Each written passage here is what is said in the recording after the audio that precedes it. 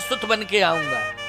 इसका मतलब है कि भक्तों के कारण भगवान सुत भी बन जाता है। क्यों भाई बन जाता? किसका? भक्तों का ही सुत बनता है।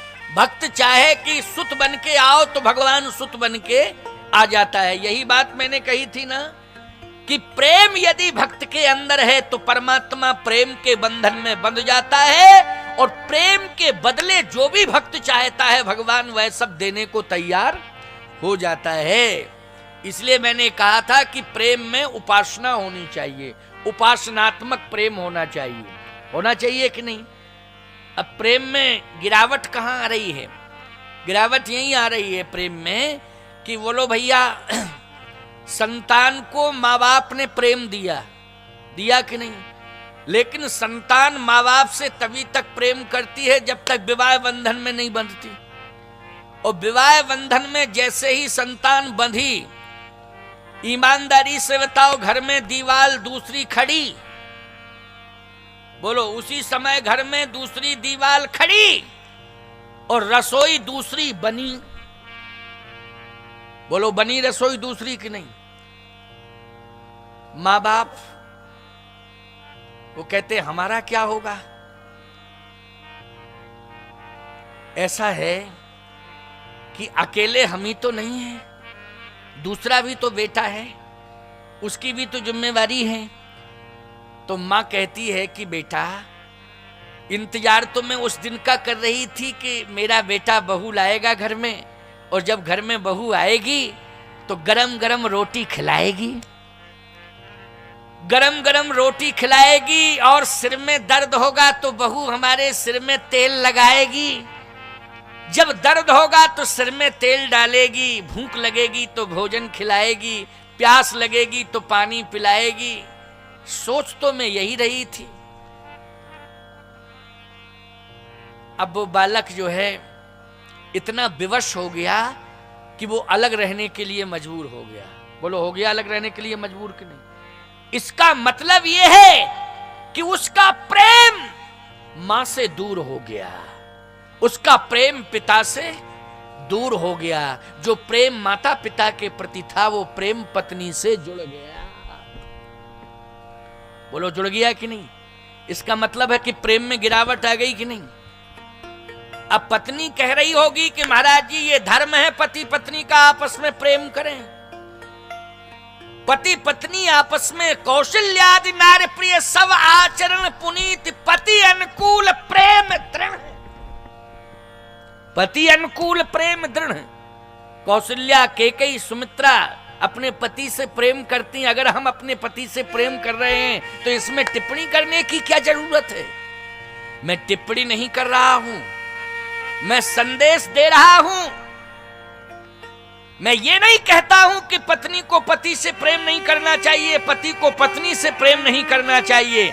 अरे पति पत्नी दोनों आपस में प्रेम करें, लेकिन पति पत्नी दोनों मिलकर के माता पिता से प्रेम करें प्यारे। ये है प्रेम का सच्चा स्वरूप। बोलो है ये प्रेम का सच्चा स्वरूप कि नहीं? इस प्रेम को, क्योंकि आज आप पत्नी हो, जब संतान हो जाएगी तो आपको मां का दर्जा मिल जाएगा। बोलो मां का दर्जा मिलेगा कि नहीं मिलेगा? तो जब आपको मां का दर्जा मिलेगा तो आप भी तो आशा अपेक्षा करेंगी कि मेरी संतान मुझसे प्रेम करे। बोलो ये आशा अपेक्षा रहेगी कि नहीं रहेगी कि मेरी संतान मुझसे प्रेम करे? आज आप पत्नी के रूप में हैं, कल उसी परिवार में आप मां होंगी, आपको मां का सम्मान मिलेगा।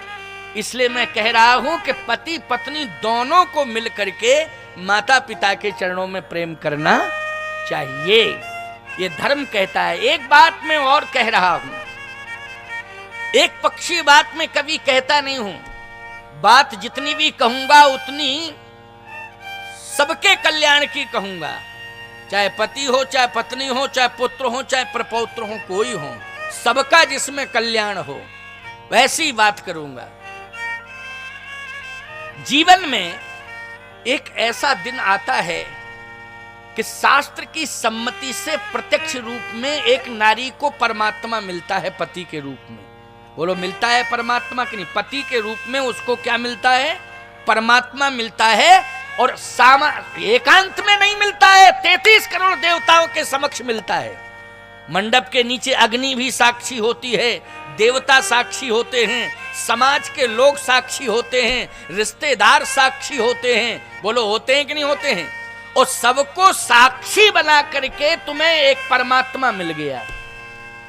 वो इंसान के चोले में होता है, लेकिन भाव की भूमिका में वो इंसान नहीं, एक पत्नी के लिए परम भगवान होता है। बोलो होता है ना, पत्नी के लिए क्या होता है? भगवान होता है।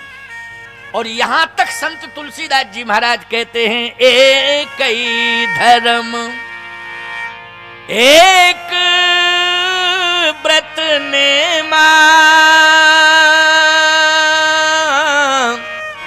काय बचन मन पति पद प्रेम, उत्तम के अस बस मन माही, सपने हुआन पुरुष जग नाही। एक ही धर्म एक व्रत नेमा, काय बचन मन पति पद प्रेमा। लेकिन इस बात पर विचार किया कभी कि ये जो इंसान के रूप में मुझे परमात्मा मिला, भगवान मिला, ये भगवान दिया किसने? इस पर विचार होना चाहिए कि नहीं होना चाहिए? ये भगवान किसने दिया है मुझे? तो याद रखना, ये भगवान तुम्हारी सास ने दिया है तुम्हें। बोलो सास ने दिया है कि नहीं दिया है? ये भगवान, सास ने ये भगवान दिया है। अगर सास ना होती तो ये भगवान तुम्हें मिलता नहीं, चाहे जितने प्रयत्न कर लेती, लेकिन ये भगवान नहीं मिलता। ये सास की महिमा है कि ये भगवान तुम्हें दे दिया। सावधान, जिस सास ने भगवान दिया है, ईमानदारी के साथ बताओ, उस सास के प्रति, उस भगवान की मां के प्रति प्रेम होना चाहिए कि नहीं होना चाहिए? क्योंकि भगवान की मां है वो, तुम्हारी सास, उसके प्रति प्रेम होना चाहिए कि नहीं होना चाहिए? होना चाहिए। लेकिन एक पक्षी बात लग रही होगी, अब सोच रही होंगी ये बैठी बैठी कि सास भी तो प्रेम करे बहू से, ये नहीं कि बहू ही सास से प्रेम करे। सास का भी धर्म कहता कि बहू से प्रेम करे। सास को भी कौशल्या बनकर प्रेम करना पड़ेगा। बहू यदि घर में आई है तो कौशल्या की दृष्टि यही है कि ये बहू नहीं, बेटी आई मेरे घर में। कौन आई है? बेटी आई है। और सीता जी का ये दृष्टिकोण है कि ये मेरी सास माता नहीं है, ये मेरी तो जन्म देने वाली मां से भी बड़ी माता है, इसलिए मेरा समर्पण इनके चरणों में होगा। बोलो भाई, ये कितनी सुंदर बात है, कितना प्यारा संतुलन है। इसलिए मैं कहता हूं, वधू लड़किनी पर घर आई, राखो नैन पुतरी की नाई। महाराज दशरथ स्वयं कह रहे हैं कौशल्या जी से। इसलिए बहू को तुम बेटी समझो, और बहू सास को केवल सास ना समझे, वो जन्म देने वाली मां से भी ज्यादा महत्वपूर्ण समझे कि ये मेरी जन्म देने वाली मां से भी ज्यादा महत्वपूर्ण है। क्यों? इसने मुझे भगवान दिया है। क्या दिया है? भगवान दिया है। अगर ये विचारधारा सास बहू की हो जाएगी तो मैं दावे के साथ कहता हूं, उसी घर में राम का जन्म हो जाएगा। निर्गुण निराकार ब्रह्म सगुण साकार बनकर उसी घर में आ जाएगा। अगर ये विचारधारा बन जाए सास बहू की, ये विचार सास बहू में आ जाएं, तो निश्चित है कि राम आएंगे कि नहीं आएंगे? सीता भी आएंगी घर में और राम भी आएंगे। राम सीता तो प्रेम के कारण आते हैं, संपत्ति के प्रभाव से नहीं आते हैं। सीताराम जी किसी पद के प्रभाव से नहीं आते हैं। सीताराम जी तो भक्ति के प्रभाव से आते हैं। बोलो आते हैं कि नहीं आते हैं? इसलिए ऐसी भक्ति होना चाहिए कि सास बहू में ऐसा सकारात्मक दृष्टिकोण होना चाहिए कि बहू जो है सास को अपनी जन्म देने वाली मां से भी ज्यादा महत्वपूर्ण समझ ले, और सास बहू को बहू ना मान करके बेटी मान करके बेटी के दृष्टिकोण से स्वीकार कर ले कि ये मेरे घर में बेटी आई है। अच्छा, इसमें एक फायदा और है। क्या फायदा है? हर माँ अपनी बेटी से प्रेम करती है। ऐसी संसार में कौन माँ है जो अपनी बेटी से प्रेम ना करती हो? हर माँ प्रेम करती। अच्छा, माँ ये भी सोचती है कि मेरी बेटी अभी मेरे पास है, लेकिन एक दिन ये ऐसा आएगा कि हमसे दूर होगी। बोलो भैया, जब उसके हाथ पीला करने का समय आता है तो वो बेटी दूर होती है कि नहीं होती है? लेकिन जब बेटी दूर होने लगती है तो मां का एक ही भाव बन जाता है, क्या? कि हे भगवान, जिस तरह से मैं बेटी को प्यार दे रही हूं, जिस घर में ये बहू बन करके जाए उस घर में इसको बहू नहीं बेटी के समान प्यार मिले, बस यही मेरी मांग है, यही मेरी प्रार्थना है। तो इसका मतलब है कि आप भगवान से यही मांग रही हो कि मेरी बेटी जिस घर में बहू बन करके जाए उस घर में उसे बेटी का प्यार मिले, बेटी मान के रखा जाए। तो कल्पना करो, यदि आप ऐसा मानोगी, यदि ये विचारधारा जिस दिन आपके अंदर आ जाएगी कि आप दूसरे की बेटी आपके घर में बहू बन करके आई है, अगर आप उसे बहू ना मान के बेटी मानोगी तो आपकी बेटी जिस घर में बहू बन करके जाएगी उसे बहू नहीं, वहां बेटी ही मान करके प्यार दिया जाएगा। लेकिन आपको ऐसा करना पड़ेगा कि दूसरे की बेटी बहू बन के आई उसे बेटी मानना पड़ेगा।